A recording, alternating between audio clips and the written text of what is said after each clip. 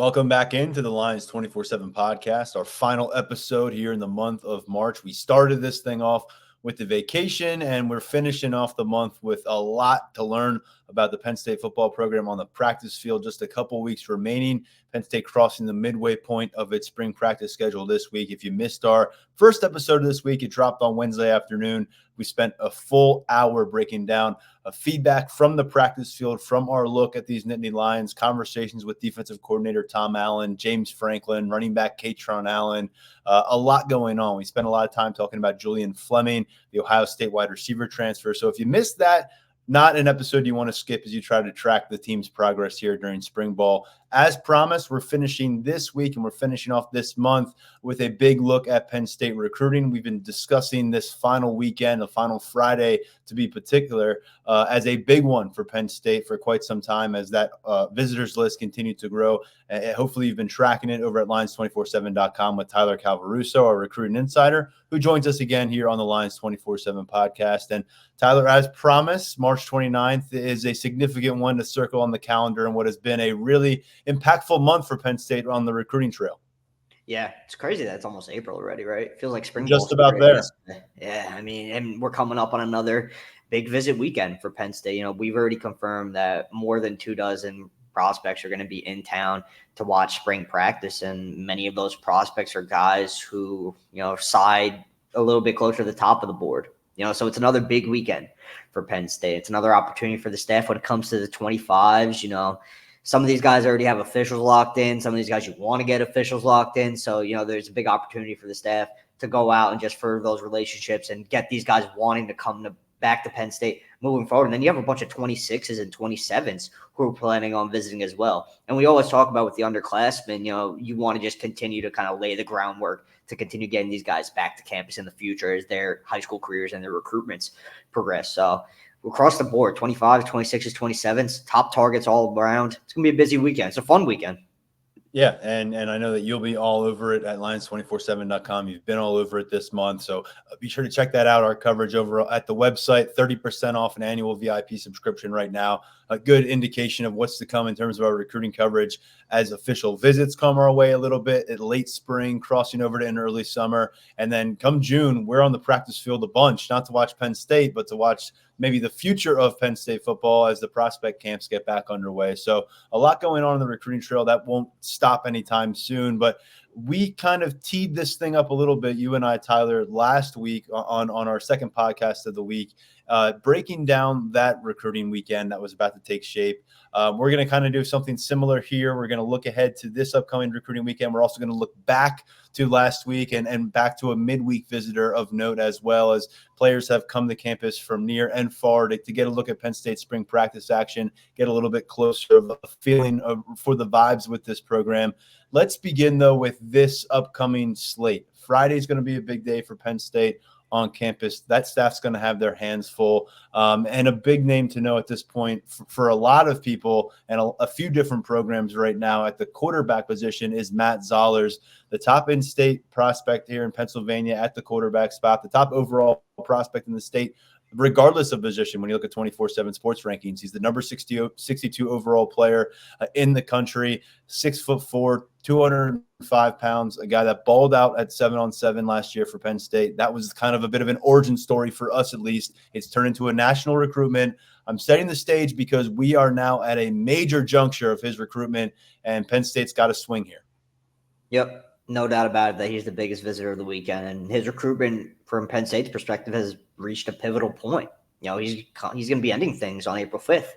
And, we've talked about it for what feels like months now, that these spring unofficial visits are going to be so crucial for Zollers in his decision-making process, with the goal always being these visits, then a decision. Then in the summer, you're more settled in. You can take the official visit to your school of choice and you do some peer recruiting while you're at it. So this weekend, it's essentially Penn State's last crack at Zollers before he announces his commitment to his school of choice, coming down to the Nittany Lions, Georgia, Missouri, and another in-state option in Pittsburgh, where his brother is a walk-on defensive lineman with the Panthers. So, you got to keep that in mind as well. Again, it's feedback from this visit is going to be very, very interesting.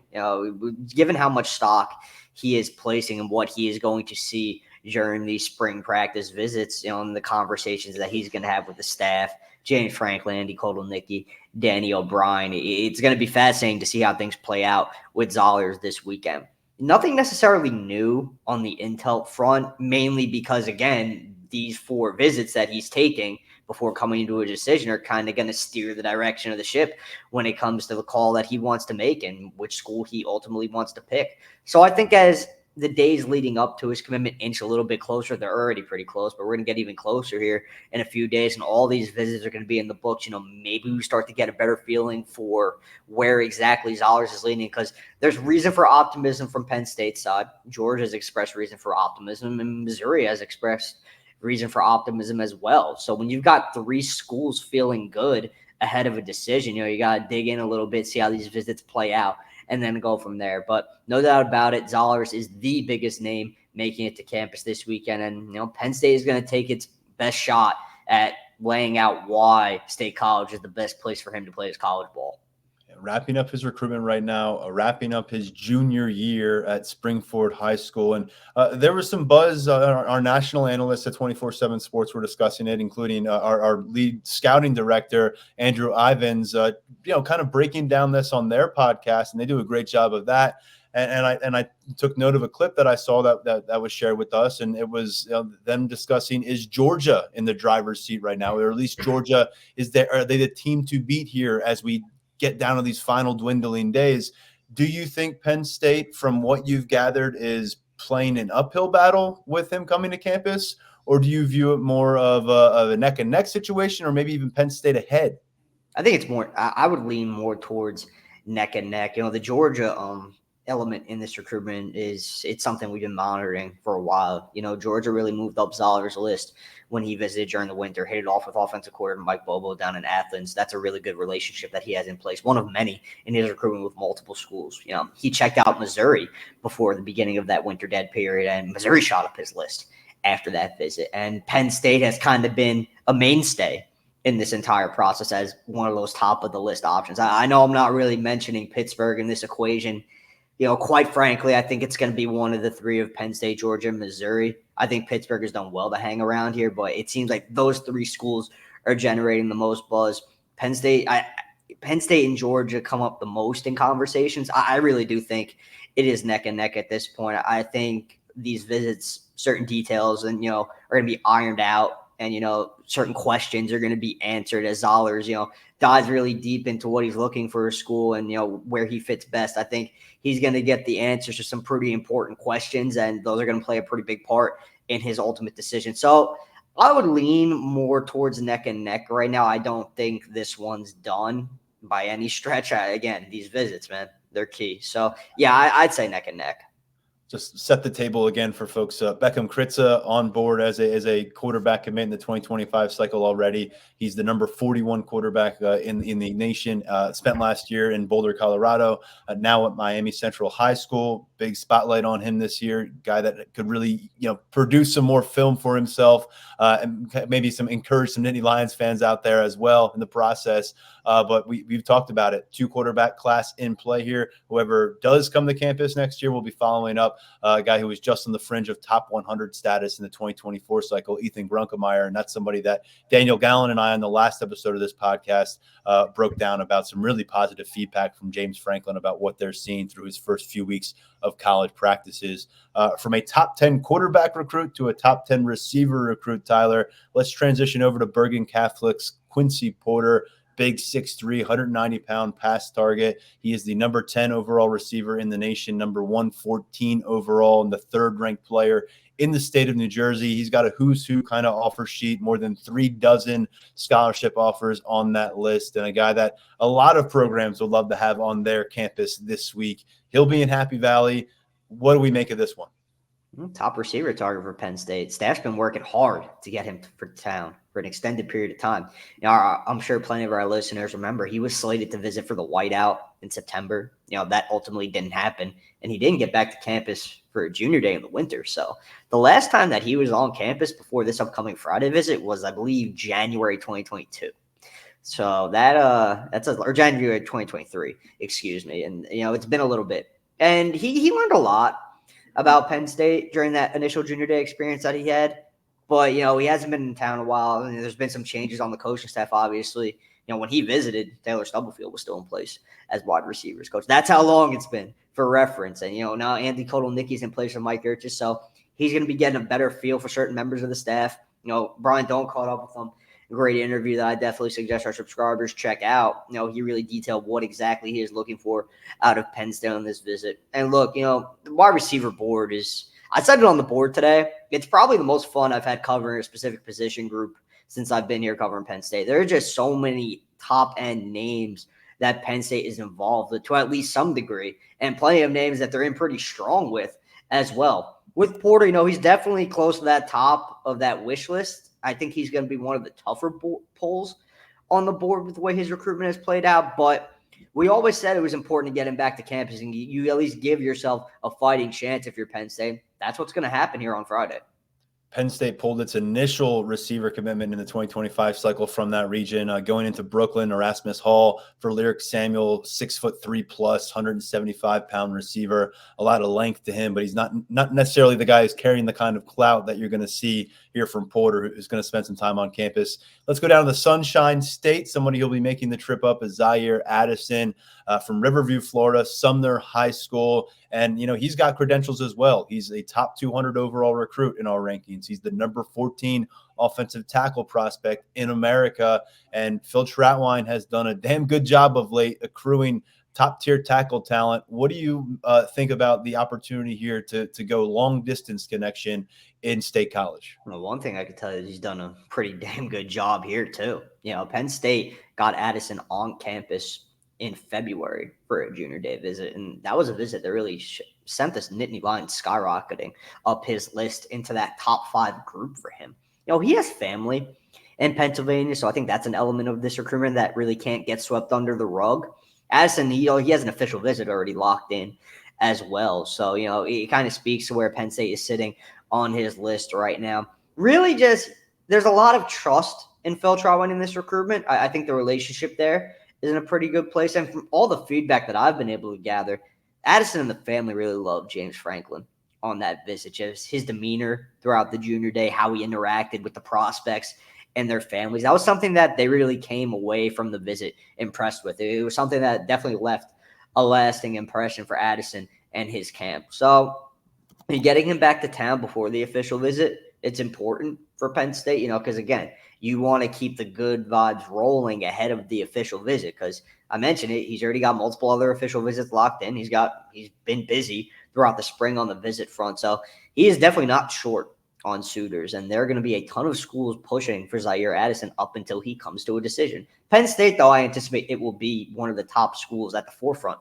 of that decision when the time comes. Just this one's really been heading the right direction for Penn State. And, from the Penn State perspective, we always talk about when it comes to offensive line recruitment, is he an interior guy? Is he a tackle? Just a reminder for all our listeners, Zaire Addison is a guy Penn State feels could really play 1 through 5. So if the Nittany Lions were to get this one done, they'd be bringing in, a very versatile prospect who could do a lot of different things on the line. And he fits the mold of what Phil Trautwein looks for out of his offensive line prospects, measurably, athletically. The testing numbers are where they need to be. His wingspan is ridiculous for a high school prospect as a tackle. So there's a lot to like about Addison as a prospect, and Penn State's pretty excited to get him back in town on Friday.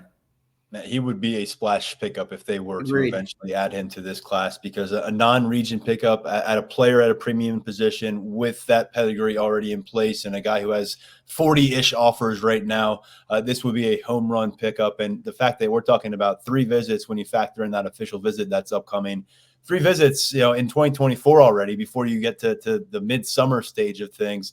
That's doing all you can from Penn State's end with Zaire Addison. I know it's a long list. It's a list that's probably still going to grow between now and when these guys are actually getting to campus. So Friday morning, Friday afternoon will be key. We're recording this podcast on a Thursday afternoon, but keep it locked into Lions247.com for the latest on who will be showing up to campus Friday, what the ramifications of this weekend are as we get feedback afterwards. Tyler Cabruso, Brian Doan, and the likes will be chiming in with what they're hearing, and there's plenty to gain from this weekend for the Nittany Lions.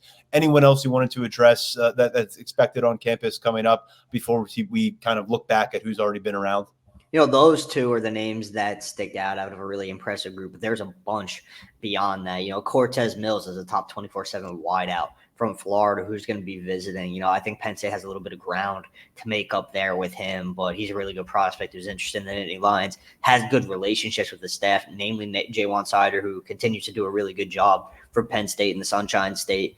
Then you look at this 2026 group. I mentioned the underclassmen and just really the level of quality prospect making it to town from the underclassmen perspective on Friday. Madden Williams is one of the better wide receivers on the West Coast, plays out at St. John Bosco. He's going to be visiting.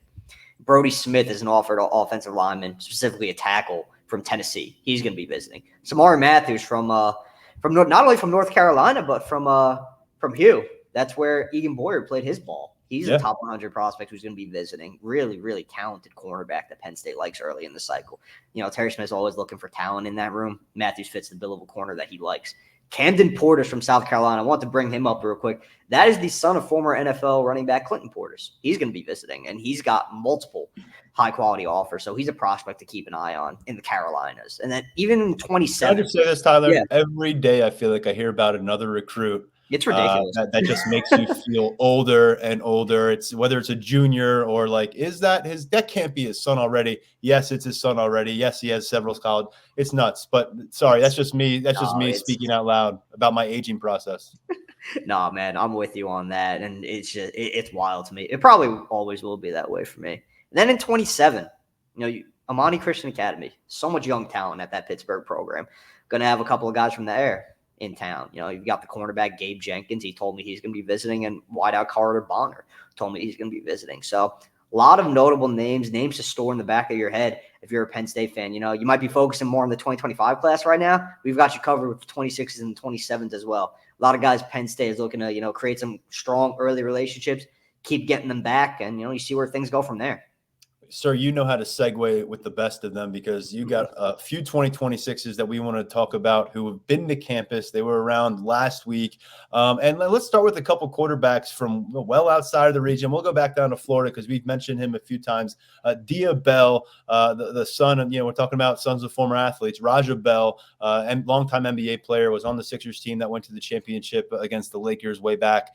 He is a big-time prospect in his own right now out of American Heritage High School in South Florida. More than 20 offers. He's been to Penn State camps. What do we make of this latest visit? Because this is a lot of familiarity in place for a high school sophomore and a program that's located, 1,000 or so miles north. A lot of familiarity, and it's carried over a couple of offensive coordinators, too. Mike Yurcich was the one to put the offer out, but now Andy Kotelnicki is spearheading that recruitment along with Danny O'Brien. And Bell got back to campus on Saturday, got to see Kotelnicki's offense in action on the practice field. Really positive feedback on that front. This entire 2026 quarterback recruiting cycle is going to be very, very interesting because it's Kotelnicki's first full cycle recruiting the position along with O'Brien. He walked into a 2025 room that already had Beckham Kritza on board as a commit. He committed in November not just before, but a little less than a month before Kotelnicki replaced Mike Yurcich as OC. And then he also inherited the recruitments of Matt Zollers, Malik Washington, and others who have been top names on that 2025 board for an extended period of time. And he's had to build those relationships on the fly. And credit to him because it seems like he's done a pretty good job of doing that given where Penn State is with Zollers and Washington. But that 2026 board, you're going to see some passers who are maybe – that's not even the right way to put it. Let me put it like this. He's bringing in guys for the first time. He's bringing in his guys, and he's formulating that board essentially from the ground up since it is a cycle ahead. So him and O'Brien are hard at work doing that. And Bell is a name that stands out as, maybe the top of that board right now. Penn State loves the arm talent that he has. They love what's between the ears with him. He has a very high IQ already as an underclassman. That's something that I've heard praised. And his visit went well. He's going to continue to visit. I got the chance to catch up with him for a little bit, and he's going to be back at Penn State again. He's really liking the staff. He's really liking the program, liking the campus, multiple aspects of what Penn State has to offer Dia Bell likes. So he's going to be one of those 2026 quarterbacks we're talking about pretty much until it comes time for him to make a decision because I think Penn State has some serious staying power here. From one hotbed to the next, from South Florida to Southern California, Troy Hune. And am I saying that correctly? Hune? Yeah, Hun? I think it's Hune. Yeah. I've written it a few times. I hadn't said it to this point, but he is a 2026 quarterback that we all need to know. They end up producing plenty of them on a cycle-by-cycle basis out in California. Penn State's been involved with him since really the earliest phases of his Power 5, I guess Power 4 now, recruitment process sped up. They offered last season early in his sophomore year. And we're talking about a guy who's already checking off a lot of things you like at 6'4". He's over 200 pounds right now. He's halfway through high school. He's got some really solid tape up from his underclassmen career, and his offers go coast to coast. Naturally, if Penn State is offered, but major I'm saying Pac-12. These are Big Ten teams now, but UCLA has offered. USC, I do not believe has yet, but a lot of love from the Pacific schools. I guess we can't call them Pac-12 schools anymore, but the West Coast schools. Florida State is another team that has made the plunge and said, we want to recruit you from afar. So him making the trip, seeing campus in person, does this set up kind of a longer distance relationship as we track this process of finding the right 2026 quarterback? It does, because like Diabell, he flat out told me he's going to be back again. He's very interested in Penn State early on. West Coast quarterback, it's always a tougher pull. That's just kind of the name of the game. That goes for any West Coast prospect, really, especially a quarterback when, you've got a program like USC with Lincoln Riley and just a lot of other, really good programs out on that coast. So it's always a tougher pull. But again, he makes the visit. Things go really well, and he's expressing a desire to get back. He wants to attend a game during the fall, possibly the whiteout, depending on how his schedule plays out, and obviously, when the whiteout is. So I think he's going to be a name we're talking about right up there with Bell. There's a lot of arm talent here as well. And yeah, he praised the direction of the offense. He praised Danny O'Brien, praised James Franklin. Just what he's looking for in a school, based on what he told me, the lines with what Penn State, currently pitches to its quarterbacks. I think that's going to be something that keeps the Nittany Lions in this race moving forward. A couple more to get out of the from beyond Pennsylvania, but we're going to finish with the Pennsylvania guy and momentarily. But AJ Marks, I believe he's originally based out of the Detroit area, yes, where Penn State has a lot of history, and they have current standouts and former standouts, and they've done really well for themselves to cultivate a steady pipeline in that region. But AJ Marks is down in IMG Academy, so things change a little bit. We know when guys are within that program down in Bradenton, Florida, but another one of those 2026 guys who will be around. He projects as one of those cornerbacks to know nationally in that cycle. Yeah, younger cousin of Alex Graham, who's a 2025 target at the same position. I actually like where Penn State sits here pretty early on with AJ Marks. He has praised Terry Smith, and he's had a lot of good things to say just about the overall staff and direction of the secondary. What Terry Smith has done, getting some guys to the next level. That's something that appeals to him. So still early, Detroit native, as you mentioned. So I'd expect Michigan State and Michigan to have plenty of say about where this one goes. But I think Penn State's sitting pretty well with AJ Marks right now, possibly even at the top. He's another guy who's definitely going to be back in town moving forward. And then just one more to get to from beyond Pennsylvania here, down at St. Christopher's School in Virginia, Darius Gray, really already a pretty filled out offensive lineman in that 2026 cycle. He's got plenty of interest from the SEC, ACC as well. And we know when there's a guy in Virginia worth knowing, Penn State's going to do their homework and diligence there. They've had a lot of success. Gray making the trip to campus, another opportunity, another moment here for Phil Trautwein in the 2026 cycle. Yeah, definitely. Still early. That board's still coming together, but Gray stands out as one of those top names right now, and I think Penn State is probably one of his top options right now as well. Nittany Lions have done a really good job with him so far. One of the quotes that really stood out to me with Darius Gray's visit, and post-visit quotes, they tend to, they're always positive, right? But when you got Darius Gray, he was talking about really just the depths of what he liked about this visit. Trautwein's attention to detail was something that popped up. And Gray straight up told me he didn't want to leave campus. He was just that enamored with everything that was going on in Happy Valley last weekend. So another 2026 prospect is like a theme with everyone who visited last weekend. They said they're going to be back for sure. A game visit is the target for Gray. He's going to be one of those top 2026 names at tackle moving forward. Again, always say it, guys who fit the mold at tackle, he's one of them.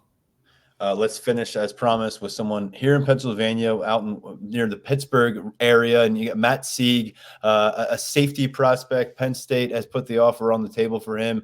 So has nearby Pittsburgh, Nebraska, Syracuse, or some of those others on the table. And when Penn State is putting out an offer to a high school sophomore in the state, that means they're serious about where that player is heading.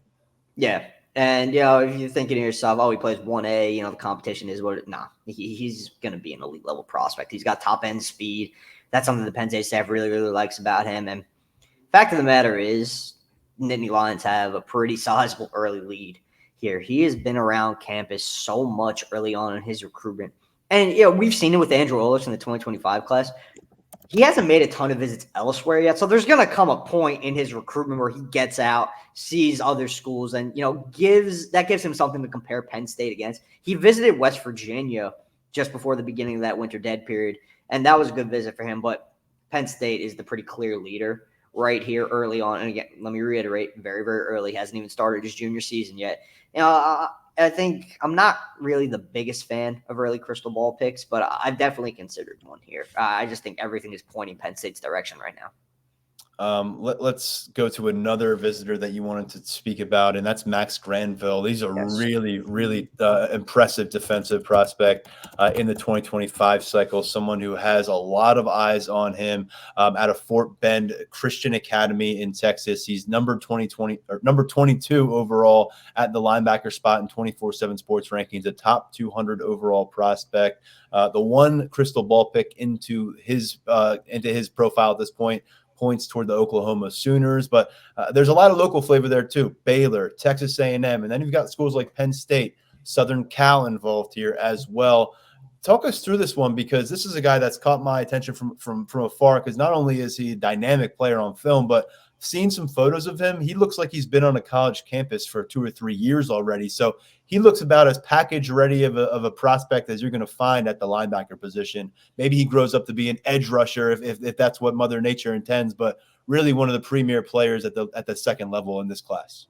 Yeah, he's one of those guys who, wherever he goes to school, it looks like he's going to be ready to go right off the bat. He's Deion Barnes' top guy when it comes to that edge board, and it was big for Penn State to get him back to town earlier this week. It was a multi-day visit, Monday through Tuesday, and I caught up with someone familiar with Granville's recruitment, and it was deemed a very productive visit for the two sides. I think a lot of good ground was covered. I think Granville got a better idea of how he would fit in Penn State's defense, how he would develop under Barnes, a new defensive coordinator, Tom Allen, got a better feel for the facilities in the campus, because this was his first real look at Penn State. The staff visited him at his high school during the winter, but getting up to campus and getting eyes on everything and, getting a better feel for the staff, being around them for an extended period of time and somewhat of a more intimate setting as well. Because, practice was on Tuesday, so they had all day with Granville to, take him through the ins and outs of the Penn State football program and the new university as well. What do the academics look like? What kind of support are you going to have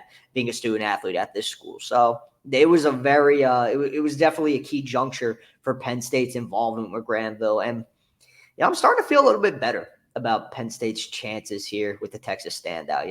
You see a guy from Texas and you always get a little bit skeptical about what Penn State's chances realistically are, because, all the regional schools, not only in Texas, I mean, just throughout the Midwest with the likes of Oklahoma and a bunch of others who have a pretty big say when it comes to this kind of a high-level prospect, because, it's closer to home and, quite frankly, these are appealing programs to play for. I've likened it to Nigel Smith's recruitment in previous podcast episodes, but I think Penn State might have an even better chance here with Granville. Again, is it still going to be difficult in my opinion? Yeah, I think it is, but I think coming out of this multi-day visit, I think Penn State really, really helped itself.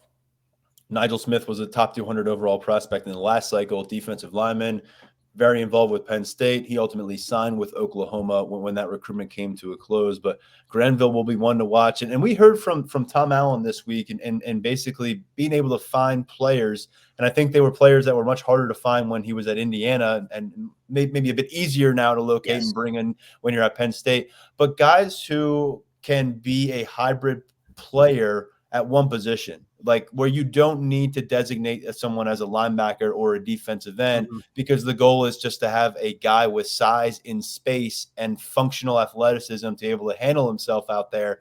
versus, maybe a defensive end who, when you think about his projection, is a guy's going to slide inside, or a guy's going to be more of taking on blocks and freeing others up. Does Granville come across as a player to you who can be more of that space component at the edge? I think he'd be more of a true edge who gets after the quarterback. Mm-hmm. I think that's more of his game. We're actually going to talk about a guy a little bit later on who fits more the mold of what you're thinking about, a guy who can play in space and do a lot of different things for you. So Penn State, we've talked about it at in the secondary with guys who can play cornerback and safety. On the offensive line with guys who can play 1 through 5 like Zaire Addison. That defensive line board, specifically at edge, it has some guys who are that hybrid type who, they could get after opposing quarterbacks. They could also spot drop, and they can play in space, in coverage if need be. But I think when it comes to Granville, I just think he has the chance to be one of those high-level edge rushers at the next level. You mentioned his film earlier. I concur with you on that. He's going to be a high-level guy at the next level, I think. And his film speaks to that. And I could see him getting after opposing quarterbacks for a long time at the next level. Yeah, there's a reason that college coaches across the country are Yes. trying to get him on their practice field for a few hours. When we could look at the receiver spot, you talked about how many different dynamics are in play and how many top-level talents are out there for the taking that Penn State is still very much involved in. There's a couple more guys that are on the market now in the last 48 to 72 hours because of some decommitment situations. And it seems like Penn State, in one case, certainly is going to pop up as kind of, in a refresh recruitment as a player in this kind of thing. Yeah. And I mean, really what it comes down to is I look at it like this, right? Oh, 1 sec. Sorry. Yeah. Breaking news for us, Tyler? I was thinking about it, but he was just a guy getting back to me that he's going to be on campus Friday. You'll have to 30% off lines. Here. Let's share the name real quick. Hold on. I'm just going to put it up on the board. We've got Landry Breed from Ohio. He's a 2026 offensive lineman. He just hit me back and let me know he was getting to campus. So back to the question you asked. Sorry, we don't have a 2-minute long breakdown of the significance and impact of that addition to the list. It's okay. we love the live breaking news here on a recorded podcast. In fact, on a Thursday afternoon podcast coming out on a Friday morning. So folks will probably already know about that one. But we'll move forward. What do you got for us? Yeah, at the receiving spot. So Adrian Wilson from Texas, he's a top 24/7 guy who has been on Penn State's board for a while now. They tried to get him on campus for a visit during the fall. It didn't come together, but guess what? The situation is a lot different now because he is no longer committed to Oregon. And based on some of the feedback that I've heard, our guy over here at 24/7, Tom Loy, has had a pretty good feel for this recruitment. Penn State's actually sitting nicely right now, given some of the intel that we received. He's got good relationship with multiple members of the staff. I think that's something that is really appealing to him when it comes to Penn State. He sees the path to early playing time at wide receiver. He thinks he could come in and make an impact. Now, I don't want to get ahead of, kind of jump the gun here because he's just back on the market. There are multiple other programs involved with him as well. South Carolina is one of them. Colorado is one of them. So it's going to be interesting to see as he goes forward, which schools is he going to visit? I think Penn State is going to be one of those schools at some point.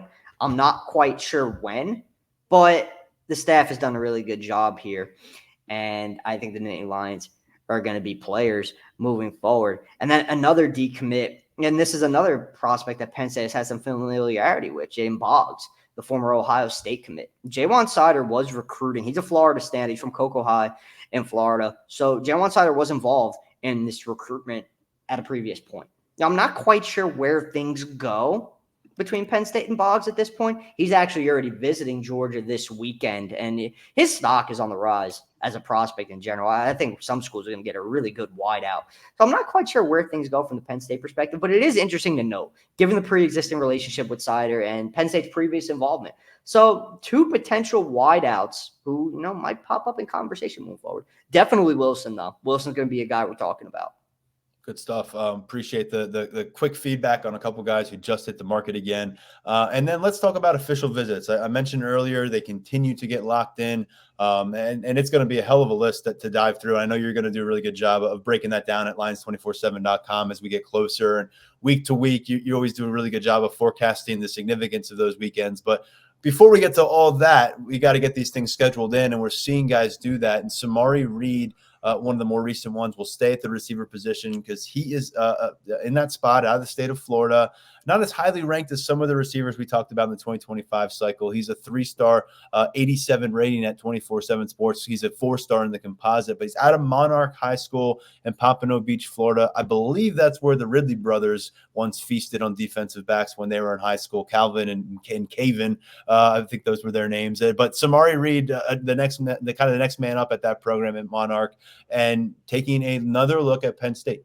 Yeah, and Reed, he might not be as highly ranked by the industry as some of the other guys on the Penn State wide receiver board, but he's among one of the higher names on the board. That was the case coming out of his junior day visit in February. He really moved up on Penn State's board.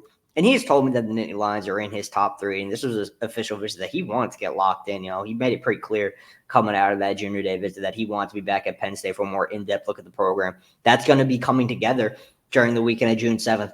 And I think the timing of Reed's official visit is interesting because you're starting to see this Penn State official visit slate get really, really loaded up with a lot of names. And you're starting to see that there's a theme. Those first 2 weekends, it's a lot of top targets who are making it to town. And I said it earlier in the week on the board, it's not done by coincidence. Things are not structured or scheduled by coincidence. You're seeing a lot of top targets in town early for a reason. That's the goal of the staff, get these guys on campus a little bit earlier in the official visit slate. You make a strong impression. You give the recruit something to think about moving forward as he goes through the rest of his official visit schedule. And then you could come back to Penn State and say, hey, look, maybe this is a place where I want to play. So those first 2 official visit weekends, they're all obviously impactful weekends. And it's not, there are some guys who are going to be visiting a little bit later who are top targets as well. It all comes down to the schedule of the individual. But a lot of high-quality, top-of-the-board prospects set to visit during those first 2 weekends. Samari Reed happens to be one of them.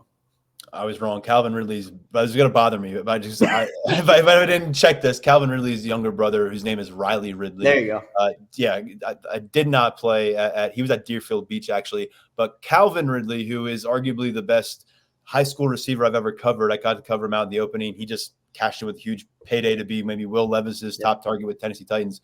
He was at Monarch, which is now where Samari Reed is running routes. Let's jump over to Chris Ewald. We're going to stay in South Florida, go over to Hollywood, Chaminade Madonna Prep. We've seen Penn State pluck prospects out of there, pursue prospects out of there, not necessarily year by year, but almost close to it. And this is a 4-star cornerback.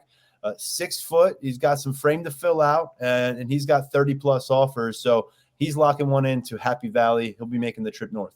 Yep. Weekend of the June 21st. Former Michigan commit at that. So 4-star corner, former Michigan commit. He's got an official visit with Louisville locked in as well. So I'm interested to see where this one goes. He's visiting a little bit later during the official visit season, that final weekend. So what are Penn State's numbers at the position by the time he gets to town? We're going to have to see. We're going to have to see how that board plays out. But Ewald's a guy Penn State has been in contact for a long time now. And it's good to get him back to campus for Terry Smith's board. It's another loaded board. Ewald's one of those guys who's under consideration. And then another name we get to, and I think this was the edge rusher you were alluding to just a little bit earlier when we were talking about Granville. Justin Hill out of Winton Woods High School in Cincinnati, Ohio. He's a guy who's firmly inside the top 200 overall at 24/7 Sports rankings. He's a top 20 edge rusher, a top 10 player in the state of Ohio, and he's got one of those national recruitments brewing. Penn State will be a part of it moving forward as well. See, I'm not quite sure that he is going to ultimately be an edge rusher at the next level. I think he could be one of those off-the-ball will type linebackers. He's a true hybrid guy. I think he kind of fits the definition of the term. And, for Penn State, that's fine because it's pretty high on Hill's overall ability and skill set. If he's one of those Abdul Carter types who moves around a little bit, maybe start your career out at linebacker, and then you move over to the edge, depending on, like you said earlier, Mother Nature and where your physical development takes you, it's fine because they just really like Hill. They got him on campus during the season, and that visit went really well. Contact has remained in place, and he's going to be getting back for his official visit that first weekend, May 31st, June 2nd. So it's going to be interesting to see where that recruitment goes because you've got a lot of heavy hitters involved. The Ohio States of the world, just all of those regional schools are involved with Hill. But another high-level prospect locks in an official, and there's going to be more too. It's already such a busy slate, but there's still more coming. Yeah, it's a big list that you're keeping tabs on, and I know that Brian Doan's had a bunch of confirmations in recent days as well, and that list will continue to expand. So keep tabs on that at Lions247.com, where Tyler Calvaruso will have you covered on a day-to-day basis with Nittany Lions recruiting coverage. You get more than just the half hour to an hour that you'll find him here on the podcast week to week right now. Tyler, anything else to tease that you're working on or that's brewing here in the next few days before we get into April? Nothing to tease. I feel like we've covered all of it right. You got the visit weekend, you got the dollars commitment coming up. There's a lot going on. Lions 24/7, place to be as always. I appreciate your coverage, sir. Thanks for hopping on the podcast. Thanks for having me, man. All right, great stuff from my colleagues this week. Tyler Calvaruso sitting down with us for a lengthy recruiting discussion here. And then just a couple of days ago with Daniel Gallen, about an hour on the latest from the practice field as Penn State football works its way towards that April 13th blue-white game. We are back with a couple more episodes next week, the first week of April. Another big month ahead for our coverage. We will discuss another return trip to the practice field that we have scheduled for next Tuesday. And we're also going to have a special guest on next week that I think a lot of people will be excited to hear from and hear about. And, of course, we got more recruiting coverage. We have a major commitment from an in-state quarterback one way or the other to review and break down with Tyler Calvaruso. So another big week is ahead of us. We hope you enjoyed our coverage this week. For now, stepping aside, I am Tyler Donahue. This has been the Lions 24/7 podcast.